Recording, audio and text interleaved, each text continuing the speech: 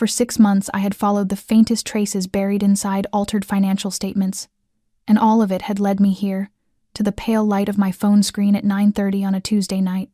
A message from an unknown number, so brief it chilled me to the bone. Soralina, 10 o'clock tonight. Bring nothing. Come alone. You want proof. I read the message again and again, every word sinking into my skin like a splinter, pressing tight against my chest. 6 months of chasing doctored documents, fabricated contracts, and budget sheets stained with hidden motives had taken my sleep, shaken my confidence, and nearly stripped me of my faith in justice. Yet now, one quiet line arriving so late at night felt like the final turn in the road, the last threshold, the edge of either freedom or a trap I would not see until it closed around me. I rose from my desk, the scrape of my chair slicing through the wooden floor with a cold, metallic sharpness. Boston at night was drowning in a thin, relentless rain, each drop striking the window like a heartbeat thrown out of rhythm. I grabbed my raincoat, skipping dinner, skipping every form of preparation, leaving behind only a small slip of paper scrawled with the words, "If I do not come back, look in the red drive." I did not know why I wrote it. Maybe the instinct of a reporter who had lived too long in the shadow of danger. But tonight that instinct felt heavier, deeper, like an unseen hand resting on my shoulder, urging me forward even as another part of it held me back. Soralina sat on Tremont Street, an elegant Italian restaurant where suits and ties came to whisper expensive secrets. I arrived at 5 minutes to 10, staying beneath the awning as I watched from a distance. A black SUV idled across the street, its engine still running. A man stood beside the driver's door, smoking, his eyes sweeping the sidewalk with the sharp patience of someone expecting trouble. I pulled my hood lower and crossed the street, trying to mimic the step of a passerby with no particular purpose. The glass of the restaurant door reflected my face back at me, tired, worn, but unyielding. When my fingers curled around the handle, another sound snapped through the rain and froze me in place. Footsteps, then a child's scream. A little girl, maybe 7 or 8, burst out of the alley behind the restaurant, clutching a stuffed bear, her eyes wide with terror. The rain plastered her hair to her cheeks, the water streaming down her face like silent tears. Without thinking, I ran. A sharp whistle split the air, then gunfire. The first shot tore through the night like lightning cracking the sky, followed by another, then a frantic series of them. I do not remember what I did, only that I pushed the girl to the ground and wrapped myself over her as glass shattered. Voices screamed, and an engine roared somewhere behind us. My chest pressed against the cold pavement, my body shaking, but I never let her go. I felt her heartbeat hammering against my ribs, heard her breath catch and break as she sobbed for her mother. Then someone pulled me up. A hand, strong and firm but not rough. I lifted my head, and in the dim glow of Soralina's sign I saw him, the man with eyes the color of a winter lake, hair darkened by the rain, his face marked with droplets of water and something like fear. He did not speak at first. He looked at me, then at the child in my arms. His hand brushed my shoulder, and when he finally spoke, his voice was low and thick. "You just saved my daughter. I owe you everything. If the moment I shielded that little girl beneath the storm of bullets outside Soralina still has your pulse unsteady, then tap subscribe to our channel. Press like and share this video so we have the strength to bring you more gripping, emotional, unexpected stories every day. And tell me where you are watching from, your city or your country, so I know how far this rain-soaked night has traveled. I do not remember falling, only that when my eyes opened again, the world had become a blur of chaos and smoke. The rain poured harder, turning every sound into a muffled echo, and the warm gold of the Soralina sign was now swallowed by a thin veil rising from the burning engine of a wrecked car. The child in my arms trembled with every breath, her cheeks streaked with mud and tears, still clinging to her stuffed bear as if it held her entire universe together. The man with the cold, deep eyes crouched beside us, lifting the girl gently from my arms, but he never once looked away from me. She collapsed into him, her small fingers gripping the fabric of his coat, her broken voice whispering, "Daddy." He murmured something soft, too low for me to hear, and his hand settled on my shoulder again, quick, warm, weighted with gratitude. My legs gave out beneath me. I was shaking, not only from the cold but from the last reserves of adrenaline draining from my body. My knees buckled right before a solid arm wrapped around my back and held me upright. "You're hurt," he said, his voice clearer this time, and I finally saw the dull ache blooming across my left shoulder. Blood had soaked through my raincoat. A graze. Not deep, but enough to weaken me. What happened after that unfolded like slow motion. 2 men in black suits rushed from the SUV, guns drawn with the certainty of men who had done this before. One raised his hand in a terse signal, and moments later a silver car slid to the curb. Its back door flew open. The man still holding his daughter turned toward me and reached out. I had no strength left to argue or resist. In that moment, I knew I had no choice but to trust him. The car sliced through the flooded streets of Tremont, tires hissing across the slick pavement. I slumped against the back seat, dizzy, clutching my wound with one hand and my glowing phone with the other. The message still shone on the screen, its words steady and merciless. "Sorelina, 10 o'clock, bring nothing. Come alone. You want proof. A trap. Obvious now. But who said it? Why use a child? Why choose me?" The questions crashed over me as the car veered off the main road, leaving behind the city lights. I forced my eyes toward the front seat, where the man drove with one hand while holding his daughter close with the other. The soft dashboard glow cast shadows across his face, revealing faint lines near his eyes, the marks of a man used to living with constant worry. The girl lay quiet against his chest, but I heard her tiny breaths hitch between the steady rhythm of rain hitting the roof. "My name is Rachel," I whispered, my voice hoarse from fear and cold. He looked at me through the rearview mirror, his gaze sharp as a blade, yet carrying a strange warmth. "Daniel," he said. "Daniel Rourke, and this is my daughter Emily." I nodded weakly, letting my head sink back. Daniel Rourke. The name stirred something familiar, as if I had seen it in a file or a headline about powerful contractors in Boston. But I had no strength left to follow the thought. Darkness edged in. I heard his voice speaking over the phone, crisp, controlled, issuing instructions I could not follow. Then another lane change. A hand touched my forehead, warm, steady. "We'll be somewhere safe in a few minutes. You need stitches. Stay awake." But my eyelids grew heavier, the weight of the world pressing them shut. In the last sliver of consciousness, I heard him again, his voice low and almost unbelieving. "You didn't just save my daughter. You changed everything." I woke in an unfamiliar room washed in the soft glow of a lamp, its light settling over everything like a thin golden blanket. The faint smell of antiseptic mingled with the gentle scent of jasmine tea placed somewhere nearby. A clean, warm blanket rested over me, and as I moved, the sharp pulse in my left shoulder reminded me of everything I had lived through. The child, the gunfire, Daniel Rourke.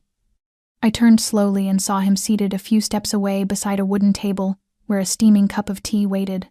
He watched me, his eyes no longer cold but filled with a quiet gravity threaded with unmistakable gratitude. "Are you all right?" he asked, his voice rough from overuse.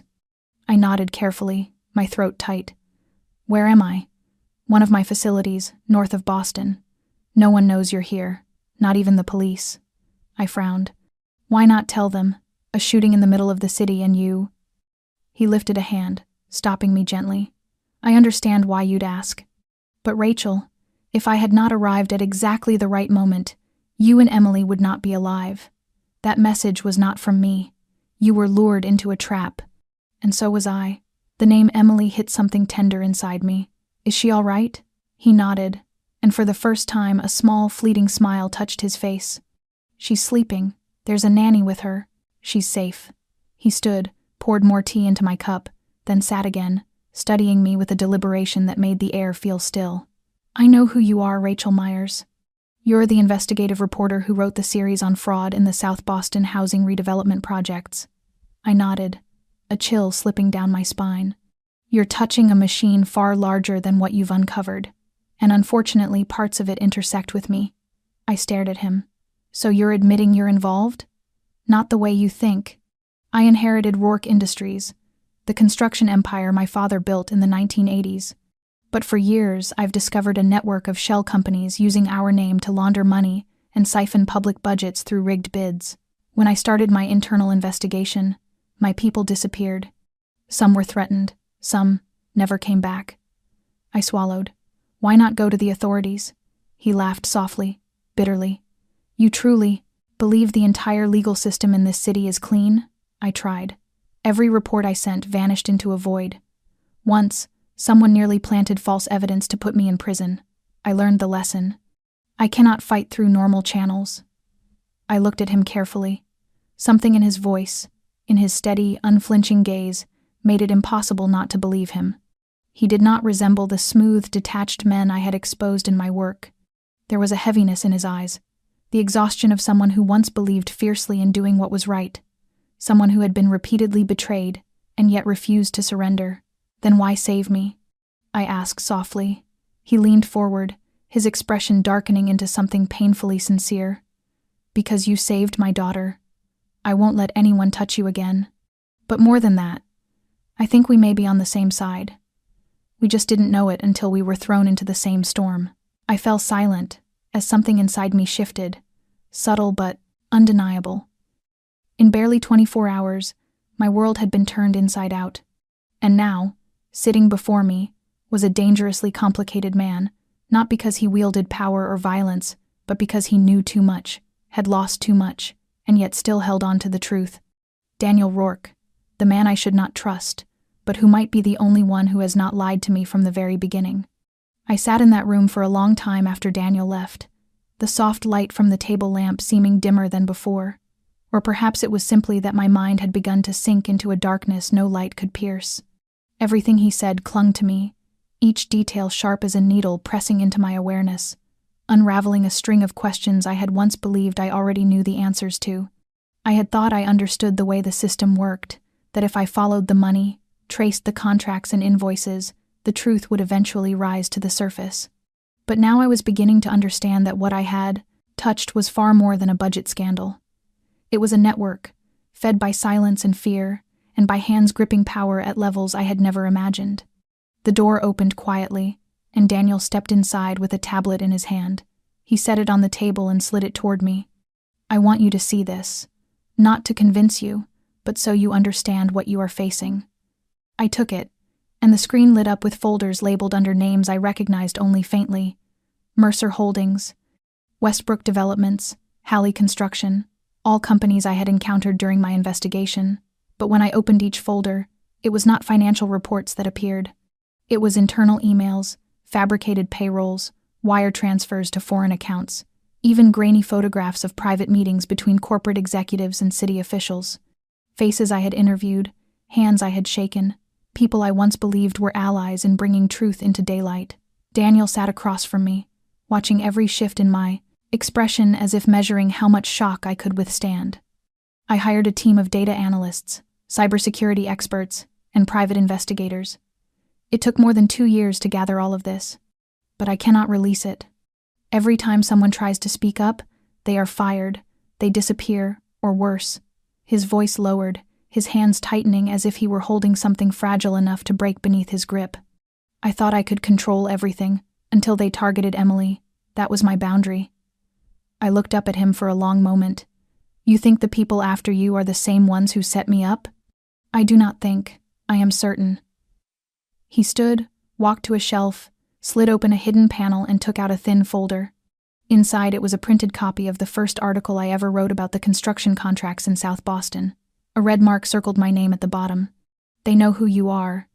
They know you are getting close to the truth, and you are the perfect tool in ABBA, independent reporter, passionate, and unprotected by anyone with influence. I gripped the paper tightly.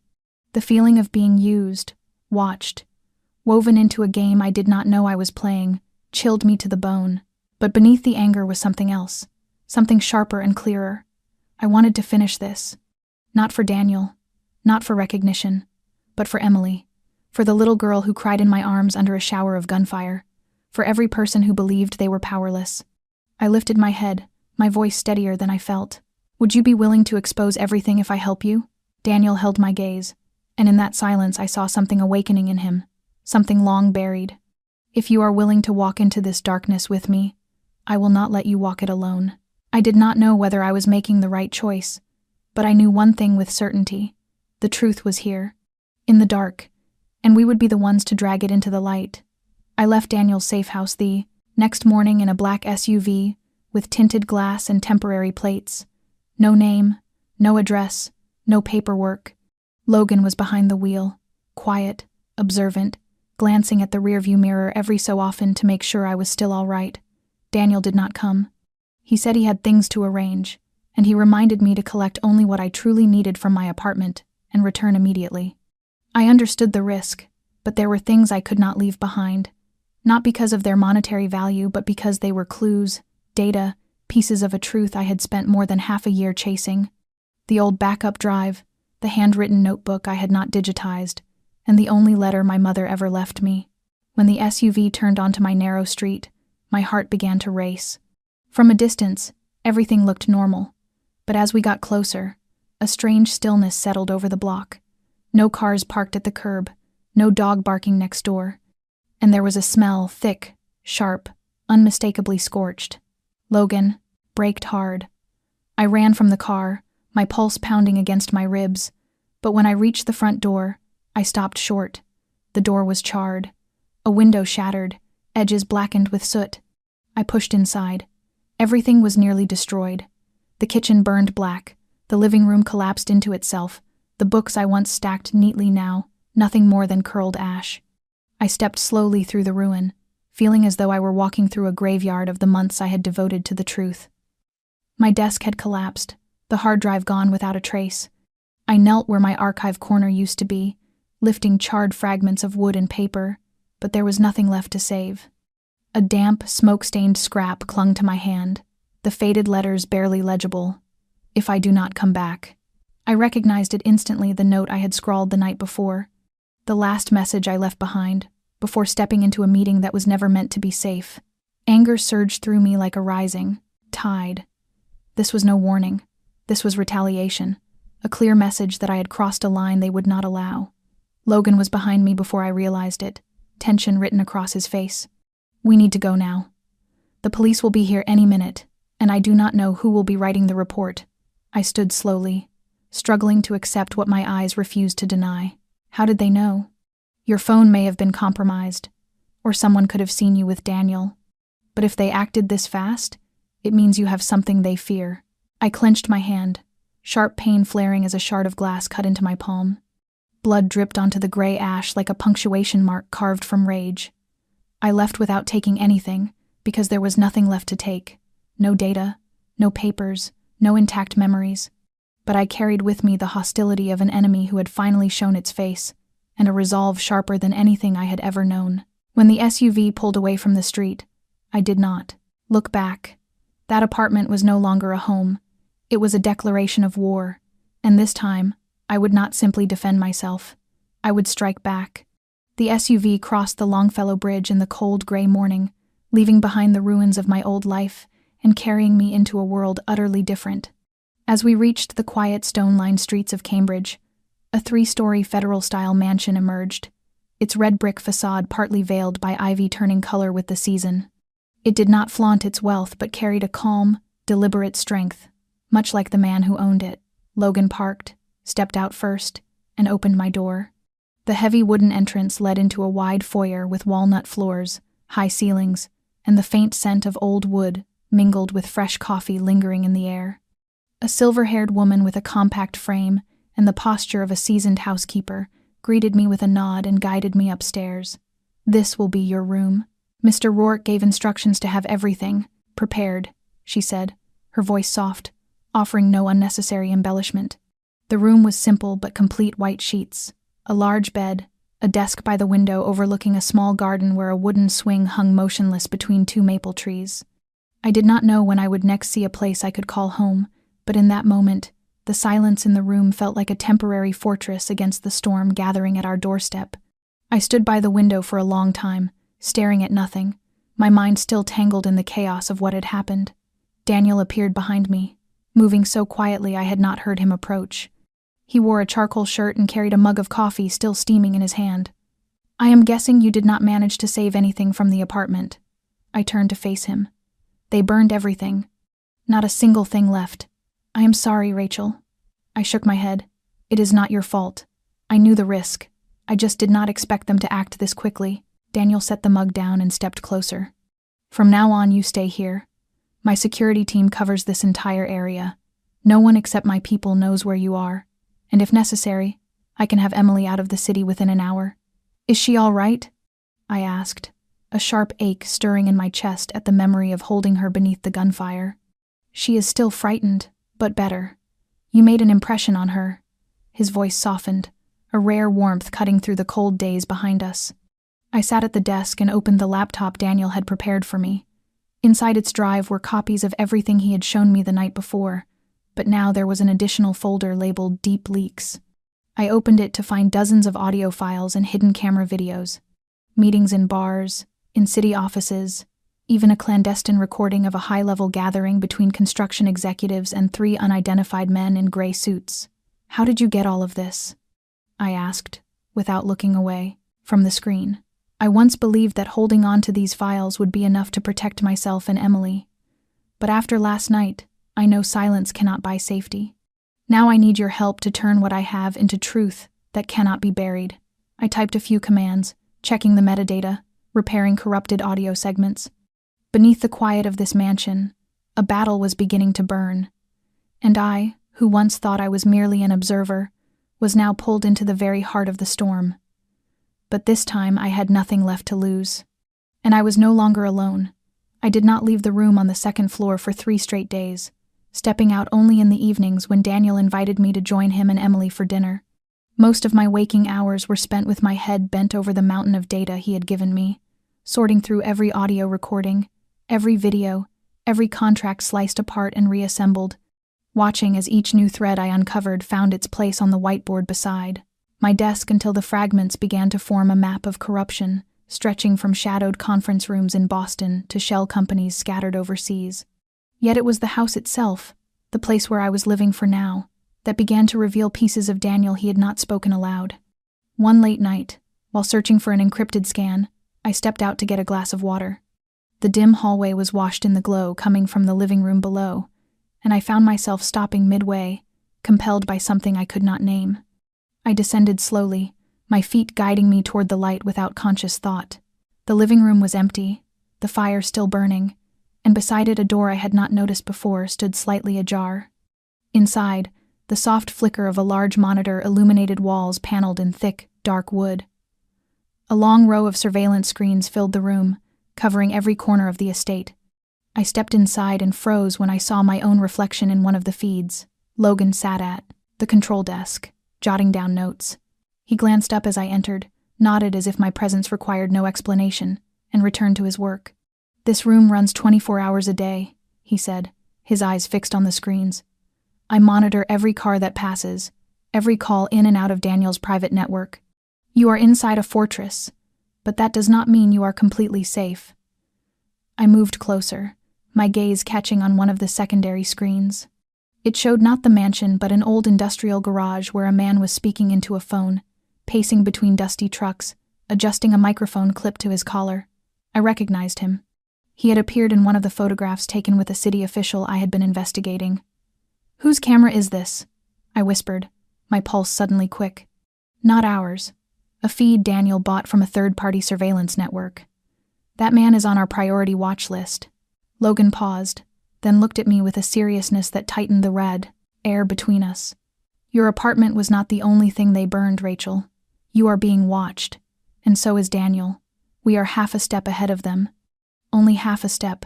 I swallowed hard, the weight in my chest no longer fear but the painful clarity of what I was walking into. The walls of the house, once silent, now hummed with the language of data and intercepted signals, with hurried photographs and whispered threats. This was no longer a refuge. It was a command center in a war only a few dared to fight. When I returned to my room, I was no longer just an investigative reporter with scattered files. I had become part of the very machine I once believed I observed from a safe distance. I did not know whether that made me stronger or more breakable, but I knew that from that moment on, silence no longer existed. The walls had begun to speak, and I had to learn to listen. I woke in the middle of the night with the unsettling sense that someone was watching me. Not a sound, not a shadow, just a pressure in the air that jolted my heart into a frantic rhythm. I sat up, scanning the quiet room. The window was shut, the door locked, but the feeling lingered like a cold breath on the back of my neck. I stepped into the hallway without turning on the lights. The moon poured through the tall window, lighting the path to the staircase. Downstairs, the house was silent except for the ticking of a wall clock and the soft crackle of the fire. I passed the surveillance room, its door hung open. Logan was gone. Papers were scattered across the desk. A stack of printed images lay on top, and one photograph made my breath falter. It was me, standing outside my old apartment weeks before the fire, holding a document bag, tension etched across my face as I checked my phone. But it was the figure behind me that sent a cold shock through my body. A man in a black jacket, a cap pulled low, his gaze locked on me. Unclear features, but unmistakable intent. He had been following me, and I never knew. I flipped through the remaining photos. The same man, appearing behind trees, across streets, near bus stops, at the cafe where I met a source, at the library, even behind the bus I rode leaving the newsroom late last month. Someone had tracked me for weeks. A suffocating weight tightened around my lungs. I gathered the photos and returned to my room, but when I opened my laptop, a new email was waiting in my inbox. No sender. No subject. Just one line. Do you believe Daniel Rourke is protecting you, or using you to hide something else? I sat still for a long time. The question pierced the fragile trust I had been carefully rebuilding. I believed Daniel not because he said the right things, but because he felt like someone pushed to the same edge I was standing on. But that email unsettled everything. What if Daniel was not entirely clean? What if saving me had been part of a larger scheme? I did not want to believe it, but I also could not dismiss it. The next morning, when Daniel walked into the dining room, I was already there waiting. He looked surprised, then offered a small smile. You did not sleep much, did you? I shook my head, keeping my gaze steady. I found the surveillance photos. Someone followed me for weeks, and I received an anonymous email. Daniel did not deny it. He did not ask what the email said. He simply sat down, poured coffee, and spoke quietly. I know you are questioning things, and you have every reason to. I cannot force you to trust me, but I will not hide anything.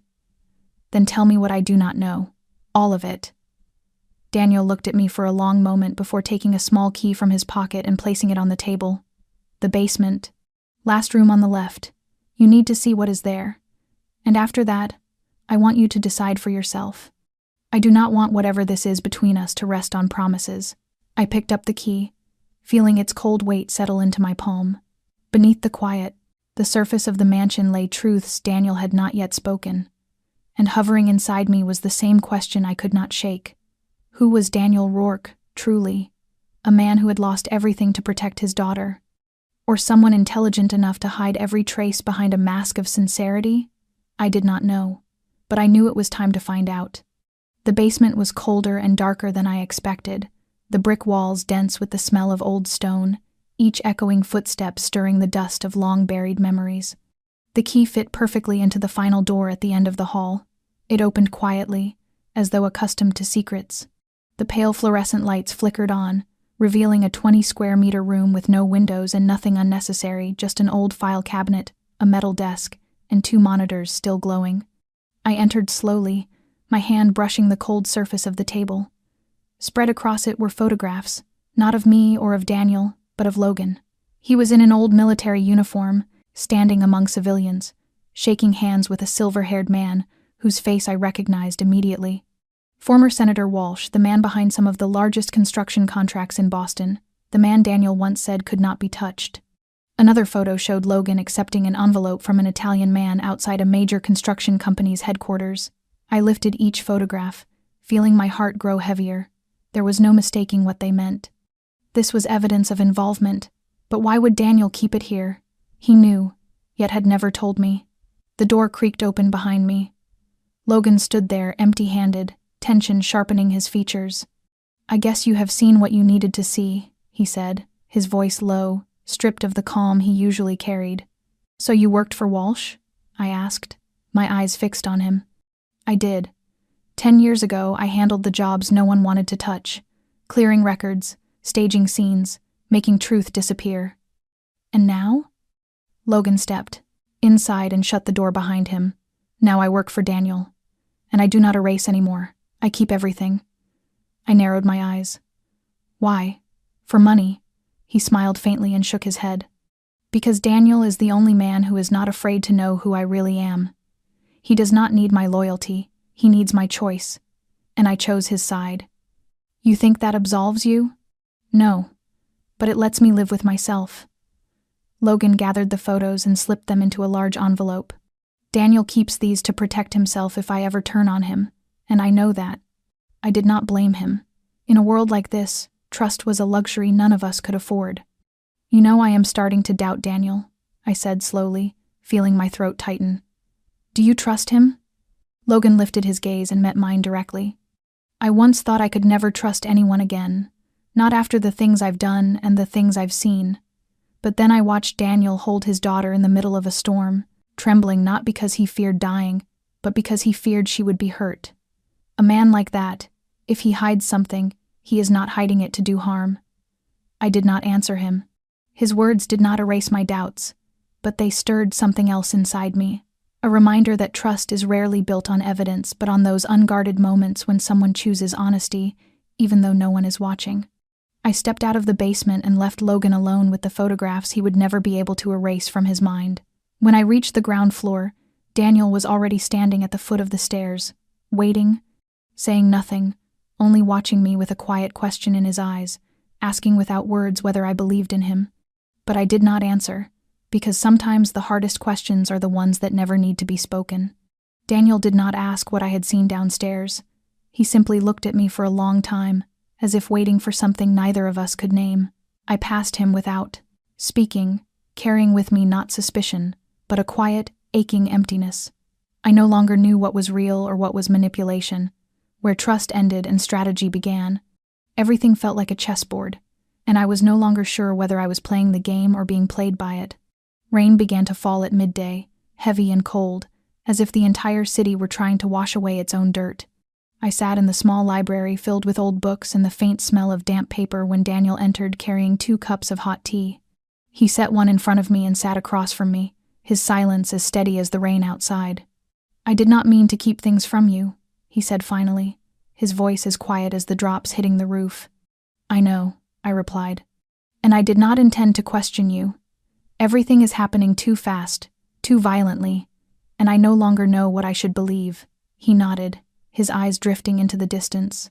I once thought I could control it all, that if I kept enough evidence and enough loyal people, I could shift the balance.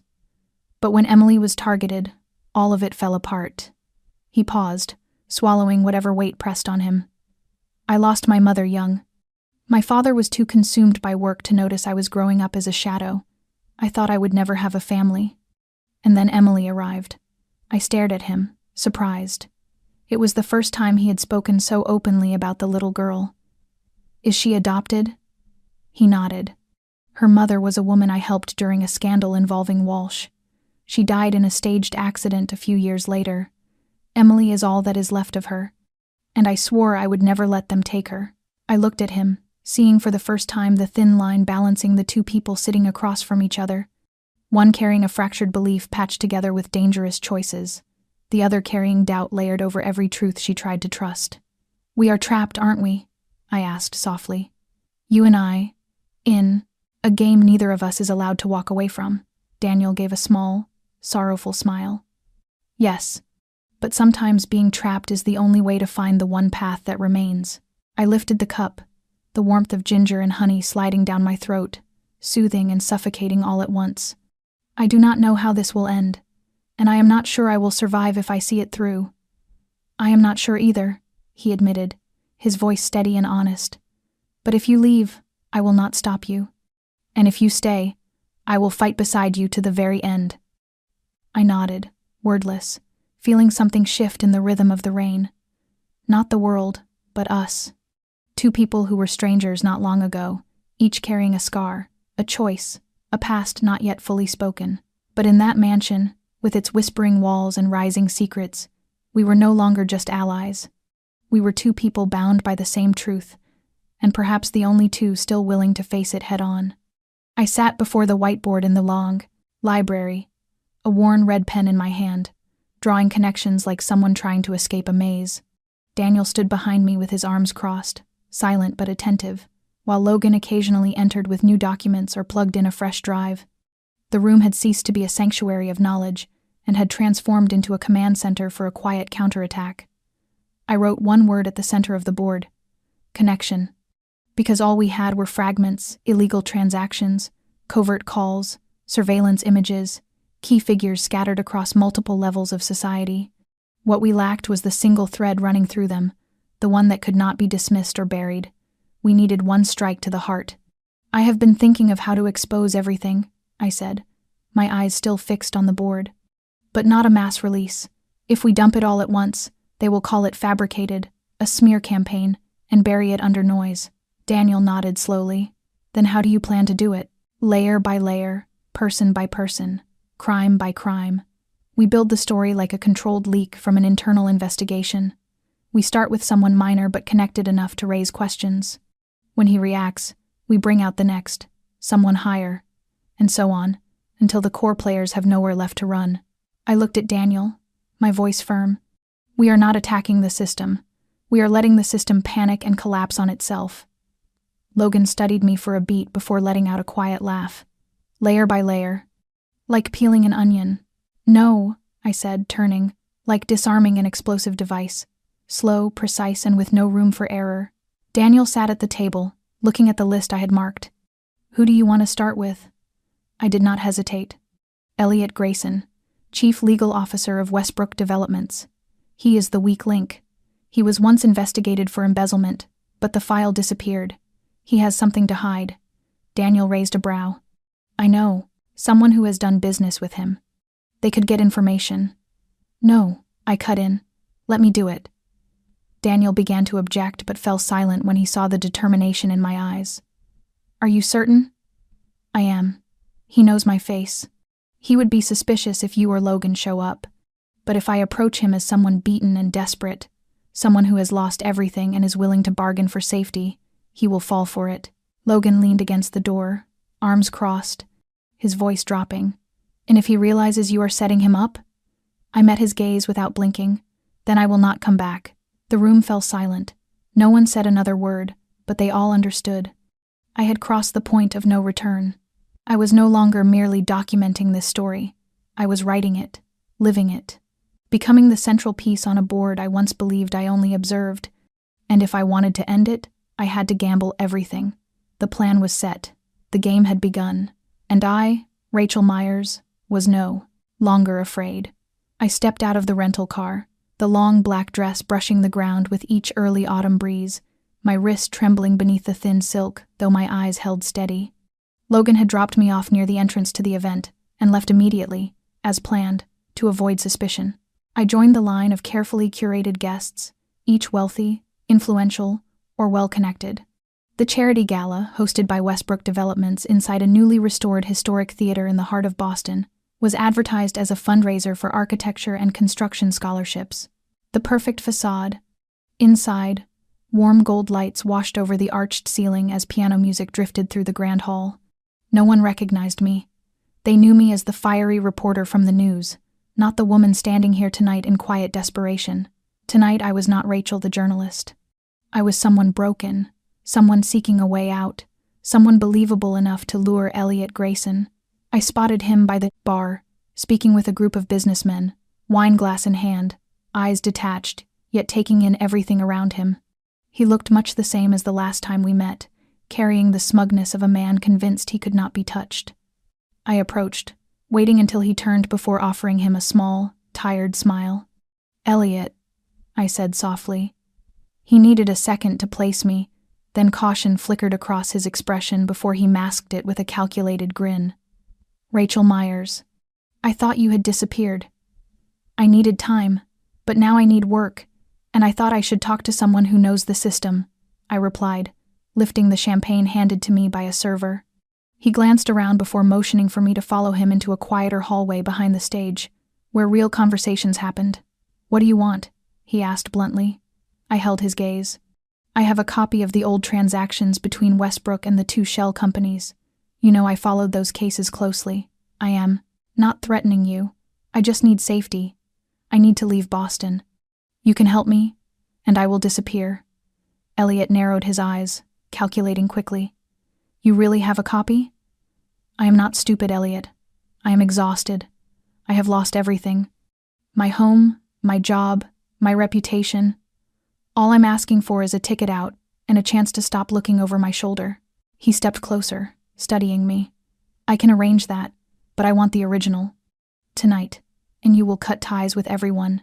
No journalists, no sources, no Daniel Rourke. No one," I nodded. "I understand." He smiled faintly, triumph curling at the edges. "Send me the file location with encryption. If it checks out by morning, you will have a flight by the weekend." I nodded again, turning to leave, glancing over my shoulder once. His eyes were still fixed on me. The game had begun, and Elliot Grayson had walked into the trap willingly. When I got into the car, Logan was waiting in the shadows across the Woe Street.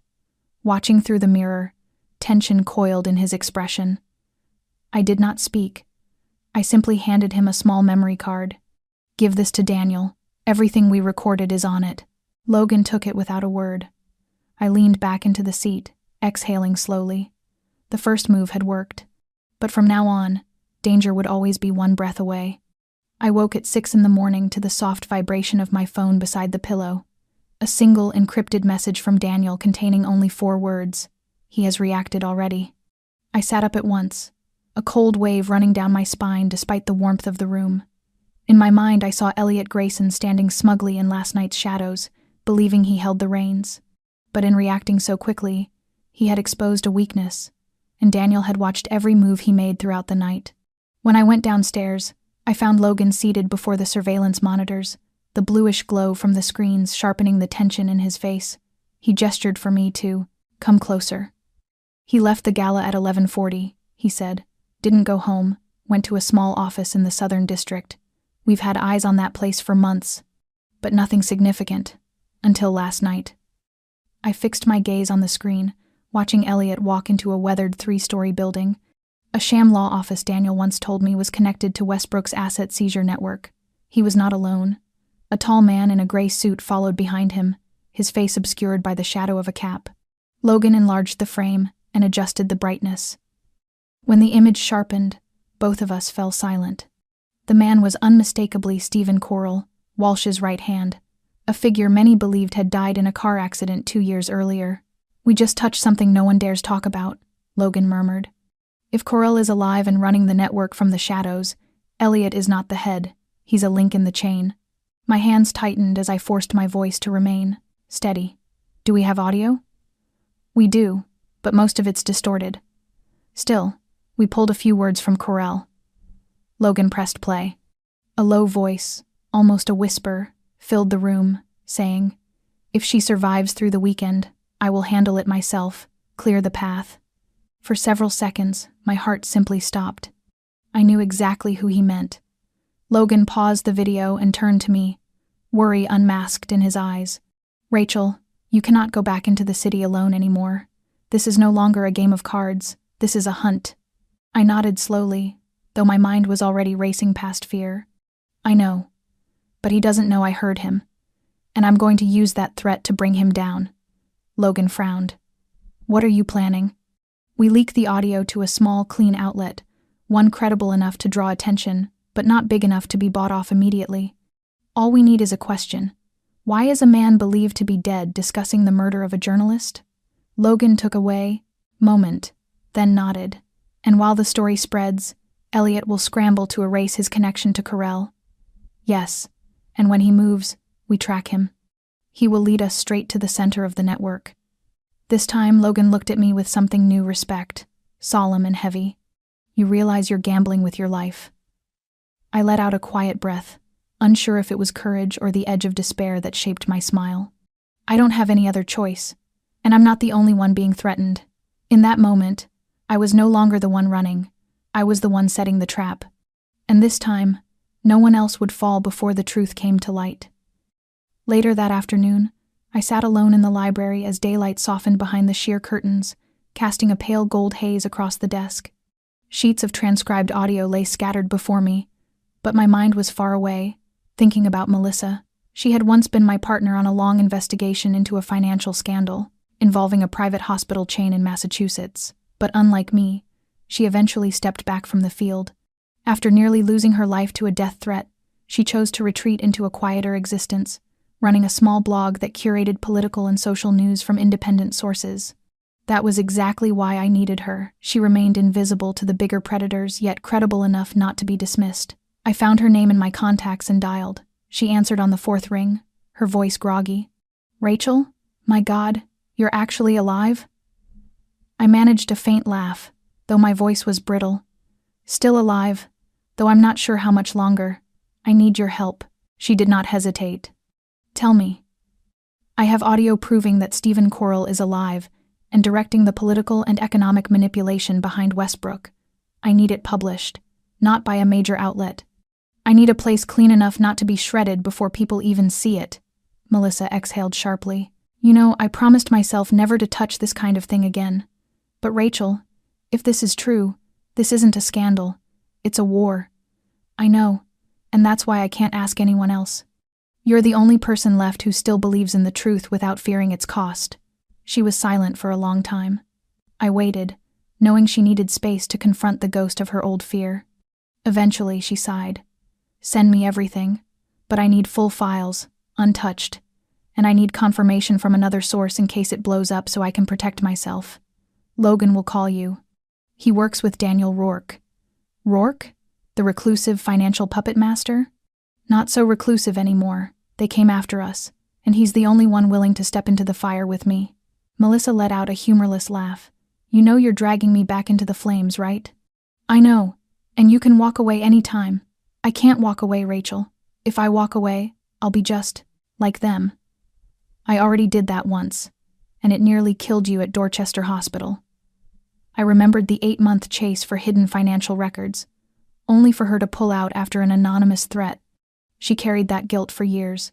Now I was giving her a chance to reclaim the voice she had abandoned. "I'll send everything within the hour," I said. "When you publish, don't use a sensational headline. Just ask one question. Can the dead return to run the underworld?" Melissa let out a small, tense laugh. And then wait to see who calls you first." When the call ended, I sat motionless for a moment. Everything was set in motion. There was no turning back. I was placing my life, and Melissa's, and Daniel's, and Emily's on the line for a story that, if it collapsed, would erase all of us without a trace. But I had learned one truth through all of this. Silence is never safety. This time, I chose to speak. Melissa chose to speak. And the truth would not stay buried much longer. Melissa's article was posted the next morning on the little blog she once believed would be her refuge from the toxic world of journalism. But within 3 hours, it had been shared over 200,000 times. Independent news channels picked it up, and online forums lit up like a wildfire tearing across dry earth. Can the dead run the underworld? The question was a match to a powder keg. Logan monitored the social media surge while Daniel stayed glued to the phone, rearranging safe accounts and temporary hideouts before the network retaliated. As for me, I sat in the attic workspace on the 3rd floor, watching the original video of Elliot and Carell again, the 100th time in 2 days. Each word had burned itself into my mind, a haunting echo from a man who should no longer exist. I was about to stand when my phone buzzed. A message from an unknown number, with no name and no traceable header, containing only one line. "Do you really think you're the only one with a copy?" I froze, every piece of me turning to ice. Logan entered the room at that exact moment, his hand instinctively tightening near his holster when he saw my face. I handed him the phone. He read the message once, then immediately activated a lockdown on the mansion's internal network. "Someone else has the file," I whispered, barely recognizing my own voice. Logan nodded grimly. "And if he sent this to you, he wants you to know he holds the advantage." Daniel came in moments later. I told them everything, including something I had never mentioned before, that I once backed up the original file to a secondary cloud vault I used only in emergencies. Only one person knew I had that habit, a man who had worked beside me for 3 years at the newsroom, someone I had trusted without hesitation. His name rose in my mind like a wound reopening. Gavin Porter. I called him immediately. The phone rang 3 times before he answered with a casual, almost amused tone. Rachel. It's been a while. The whole world seems to be talking about you. You took it, I said quietly. The original. You made a copy when you were in post-review. You backed up everything to protect me, didn't you? There was a long silence. I thought I was protecting you, he said softly. Until I realized the closer you got to the truth, the more reckless you became. And one day you'd die, and all I'd be able to do is write your obituary. So you kept it as leverage? I chose to stay alive, Rachel. Not out of cowardice, but because I've seen the price of believing in justice. Looks like everyone else is calling you a hero now. What are you planning? I'm not planning anything, but the people who bought my silence might have their own plans. I ended the call, my body hollowed out. Daniel looked at me with an expression I had never seen before, disappointment mixed with something like sorrow. This is not your fault, he said quietly, but I could see the faint fracture in his confidence, a shadow of betrayal neither of us wanted to name. I turned away so he would not see the grief tightening my chest. I had held the evidence, but I had forgotten what truly endangers us. It is rarely the enemy in front of us. It is the betrayal from the person who once walked beside us. 24 hours after the call with Gavin, everything shifted so quickly that none of us could have predicted the speed or the force with which the truth broke apart.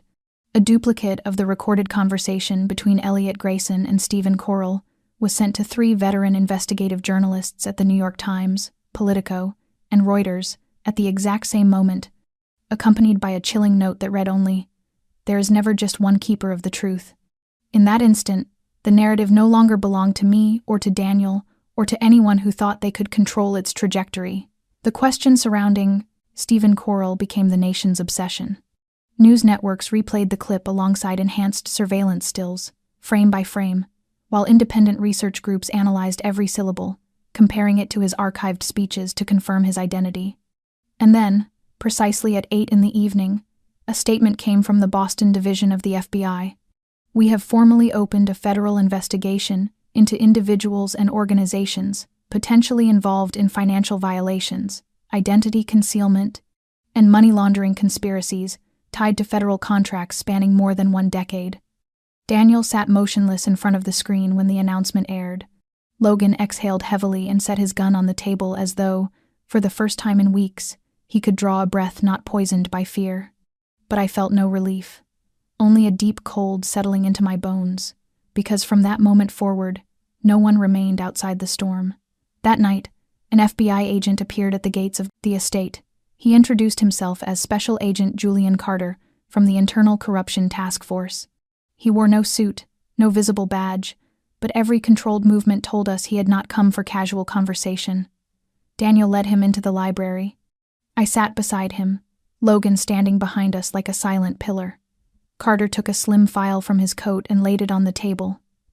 Inside were photographs of me, Daniel, Logan, and Melissa. My breath caught the moment I saw her face among the documents. Carter's voice was steady, neither threatening nor soft. "We know you were the first person to contact Melissa Taylor to initiate the release of the recording. We also know she left her home earlier this evening. Her phone is off. Her location is unknown. She has been missing since 6 o'clock. My throat tightened painfully. I rose from my chair, but Daniel's hand stopped me. "What are you implying?" I asked. "She was taken?" Carter shook his head slowly. "We cannot conclude that. But the fact that she disappeared immediately after receiving a call from a number associated with Gavin Porter raises concerns of coordination." My heartbeat turned feral. Everything was happening too fast, as if the moment I touched the truth it struck back by taking those I cared about most. Carter continued, "The Bureau needs your cooperation, but I will not pretend I believe Mr. Rourke operates without a private network of his own. We could obtain a warrant to search this property, but I would prefer not to turn this into an adversarial relationship. Give us access to the files Miss Myers and Mr. Logan have gathered. In return, we will protect every individual connected to this case." Daniel did not answer immediately. Instead, he looked at me, silently asking for my decision. I nodded slowly. "You will have everything, but on one condition. You find Melissa. Before they do something none of us can undo." For the first time, Carter's expression softened. "You have my word. But be quick. A storm is coming, and none of us knows whether we will stand at its center or be swept away. When Carter left, Daniel turned to me. From this moment on, we are no longer operating in the shadows, Rachel. I gripped the file in my hands, the one filled with names the world had not yet seen. Then it is time the truth stood in the light. 36 hours later, the list of individuals directly linked to Stephen Corall's network began surfacing on closed forums used by investigative teams and independent journalists. Names that had appeared in government briefings, in glossy profiles of financial heroes, in rankings of the nation's wealthiest. Elliot Grayson was no longer an outlier but the opening domino in a collapsing chain. He vanished after the federal announcement, his car abandoned near a secondary airport in Connecticut. No one looked for him, and strangely, no one seemed surprised. It was as though the system had quietly agreed that certain people needed to disappear for the whole structure to survive. Logan received constant updates from contacts threading through the federal audit office, legal advisory teams, and banking regulators. 3 senior auditors resigned within hours of each other. A legal consultant tied to Westbrook was found in a hotel room with an overdose. A businessman whose signature appeared on Cayman transfer logs was struck by a car outside his home with no cameras functioning on the entire street. I sat in front of the monitor with my hands wrapped around a cup of cold coffee, watching the names appear and vanish as if they had never been real. Every one of them had once crossed my files, but most had been dismissed by editors who insisted evidence was insufficient. Now evidence no longer mattered. Someone was clearing the board by erasing human lives. "This isn't an investigation anymore," I told Daniel as he entered, his face hollowed from 2 sleepless nights. "It's a purge." He sat beside me, scanning the latest FBI update. Every red mark indicated someone lost, dead, or unreachable. "They are severing the tail," he said quietly, like a wounded animal dragging itself back to its den. "These names are not just accomplices. Some of them are the last links that could lead us all the way to the root." A chill spread through me. "And Melissa?" Daniel did not speak, but Logan entered carrying another file. The Bureau received a signal from her phone 2 hours ago. An abandoned cabin near the edge of Lake Winnipesaukee. By the time the team arrived, the place was empty. They found only the shoes she was wearing. I stood abruptly, every nerve in my body igniting. She is alive.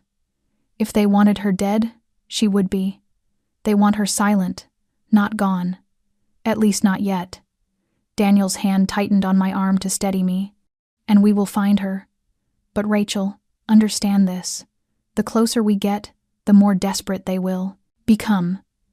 Logan placed another file on the table. "These are the names not yet public but tied to covert transactions with an entity called Aegis Holdings, a company Corall controlled through 3 layers of shell corporations." I opened the file and felt the blood drain from my body. Senator Grant Wallace, a man I had once reported on during his swearing-in, a man who had stood beside Daniel 6 years earlier to advocate for financial reform, a man who told me once that truth never dies, it simply waits for someone brave enough to speak its name again. Now his name sat on a list marked for removal, with a single notation: "Missing after closed-door meeting with investors in Virginia." I closed the file slowly, my heart tightening as if someone had crushed something fragile inside it.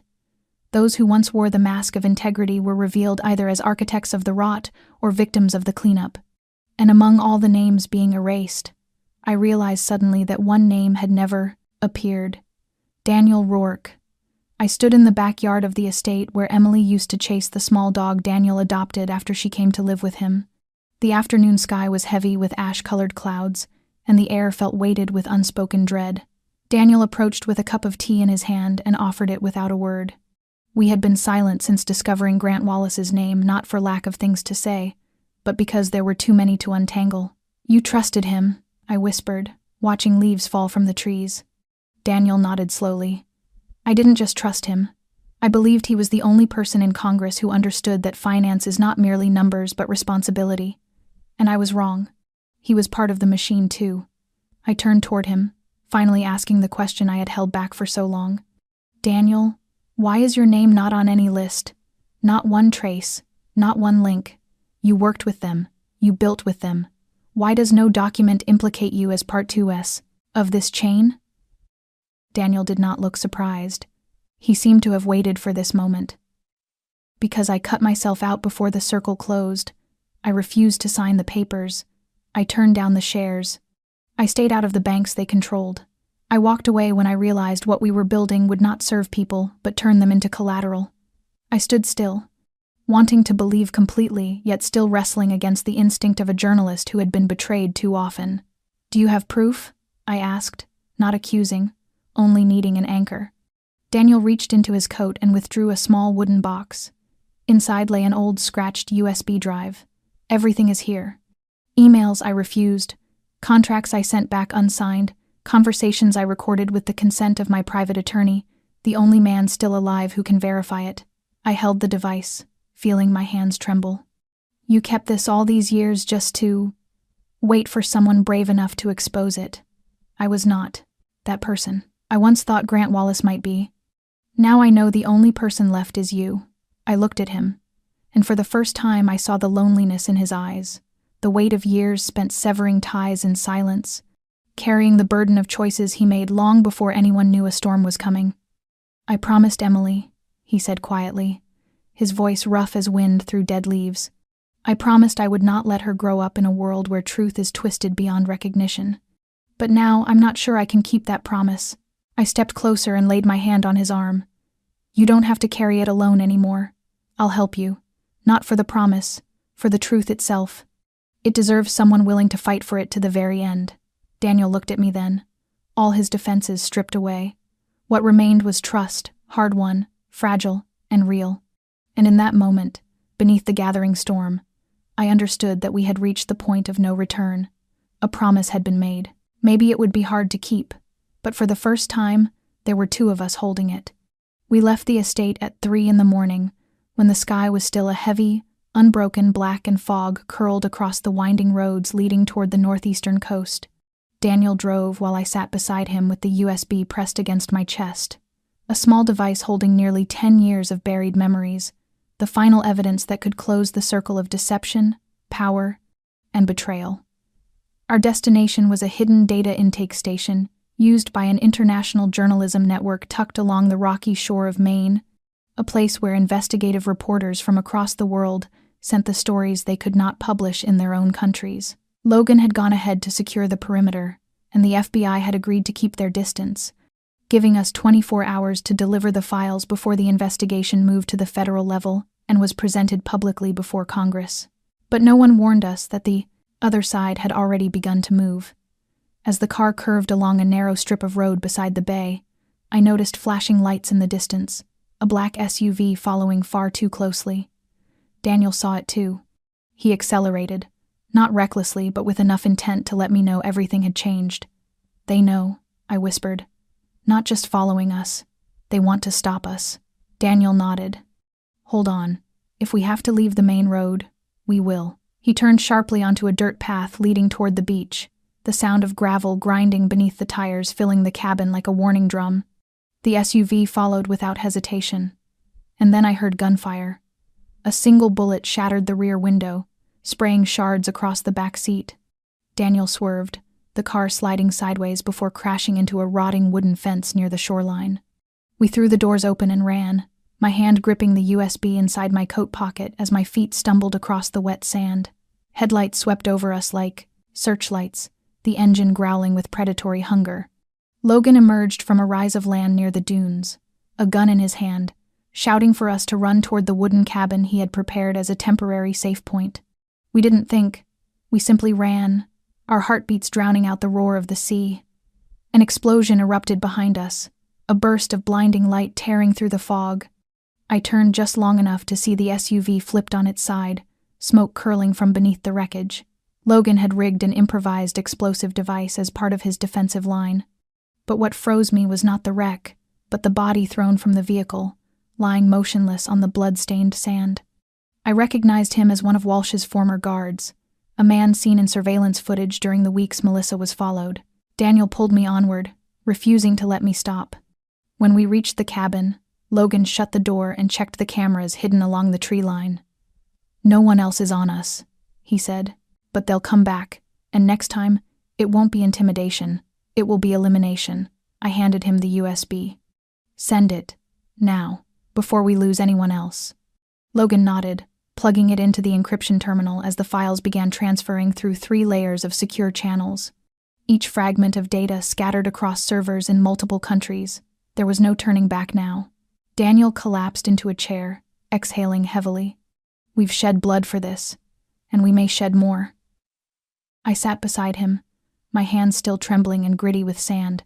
No one can bury the truth forever.